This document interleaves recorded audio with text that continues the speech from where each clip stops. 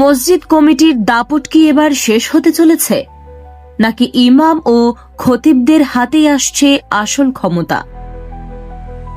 জামায়াতে ইসলামীর আমির ডাক্তার শফিকুর রহমান মসজিদ ব্যবস্থাপনা ও সমাজ সংস্কার নিয়ে যে বৈপ্লবিক পরিবর্তনের ডাক দিলেন, তা কি আমরা মেনে নিতে প্রস্তুত?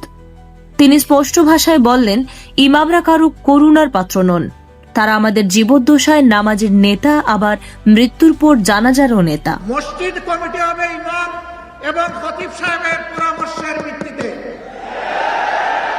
তাই মসজিদ কমিটি হতে হবে খতিব ও ইমামদের পরামর্শের ভিত্তিতেই, যেখানে তাদের সম্মান হবে সবার উপরে। জুহরে ভালো লাগলো না, তাই আসরেই চাকরি শেষ। ইমামদের সাথে এমন আচরণ আর বরদাস্ত করা হবে না। তিনি আরো বলেন, নবীর আদর্শ ছাড়া শান্তি অসম্ভব এবং ইসলামী আইনে ভিন্ন ধর্মের মানুষের অধিকারও থাকবে সবচেয়ে সুরক্ষিত। ইমামরাই হবেন সমাজের চালিকা শক্তি। ডাক্তার শফিকুর রহমানের এই বক্তব্যের সাথে আপনি কি একমত? ইমামদের হাতে কি মসজিদ ও সমাজের নেতৃত্ব থাকা উচিত?